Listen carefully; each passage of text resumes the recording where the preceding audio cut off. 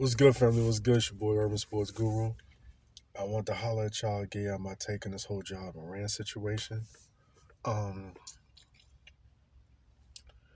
Here's the thing that what I'm seeing. I'm gonna give y'all from my perspective. Previous generations, you had guys who come from the streets and they make it big in athletics. And typically, what happened,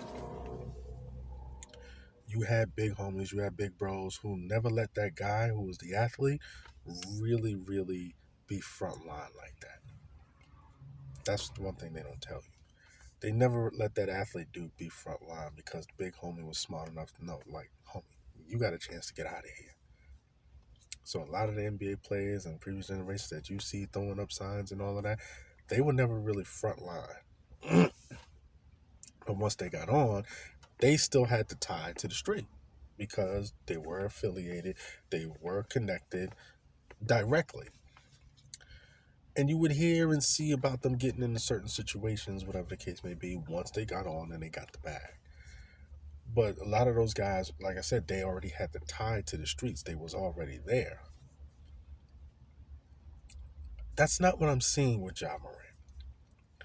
What I'm seeing with Ja Morant is a guy who literally was raised right. His father's there. Not just there, but present and active. Raised him right.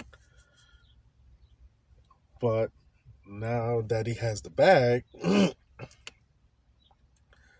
wants to be what he's seen from afar.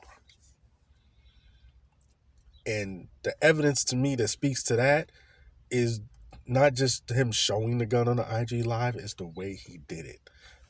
Showing it, just holding it up like this, like a prop. Like, here, look at me, I have a gun.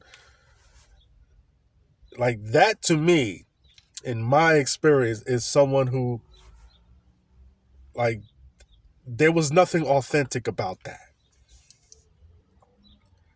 And it fucks with me as a black man to see a young brother with so much potential, to see a much brother actuating that potential and now pissing a lot of that away.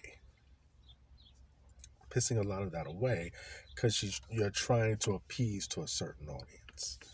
We have glamorized, and I say we have in all walks of life, we have glamorized gangster shit.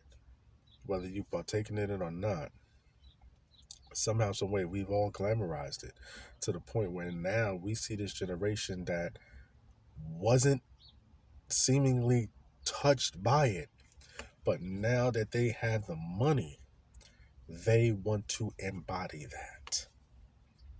And that's what I'm seeing with Ja Morant. The difference between now and then is that now we have more media that looks like us. Because in previous generations, when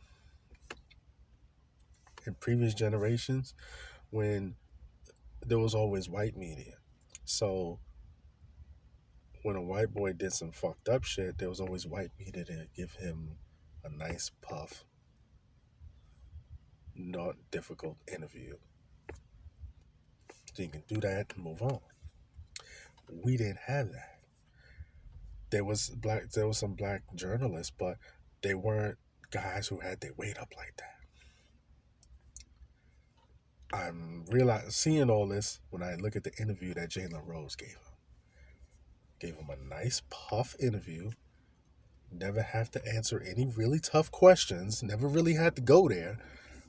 No follow-up questions.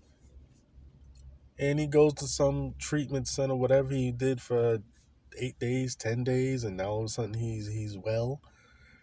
I don't think this is something where you need, like, rehab for, but clearly you need Mr. Morant, T. Morant, I think that's his name, whoever his father's name, to step up and be more active. I think he needs some real. Just let him know, like, homie, this ain't the move. This ain't to do. The goal was to get away from the street to get legitimate. Not get legitimate, get the bag, and then go to the street. No, that is not the. That's backwards. That to me makes no sense, and it's only going to make no sense to people who've really been in that, really been around that. Someone who's not been around that and has been glamorized by, they're not going to see that as backwards.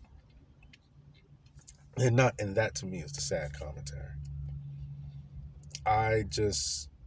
I hope Ja Morant has had an awakening. The fact that he's lost tens of millions of dollars. I hope that he's had an awakening of some sort where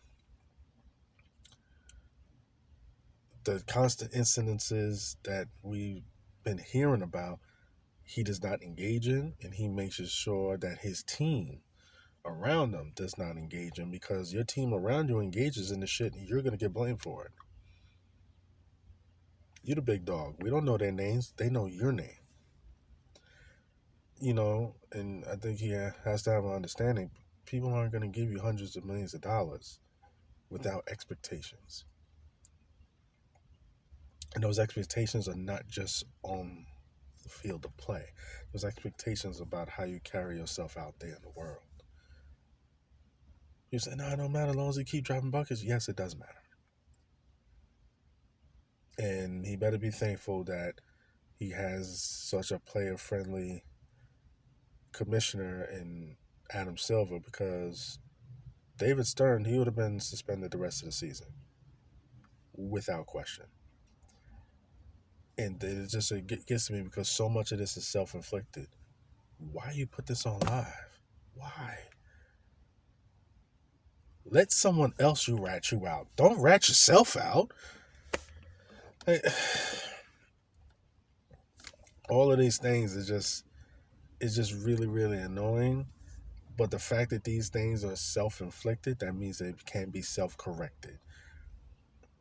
I question whether one Puff interview with Jalen Rose, who's someone who's come from that as well, solves the issue. I question that, but we'll see. I wish him the best because I want to see this young brother win. I want to see all these young brothers win. I'm sick of seeing young brothers being the cautionary tale. One of the worst things I ever see in this life is wasted talent. That's just my take. It's your boy, Urban Sports Guru. I'm out. Salute.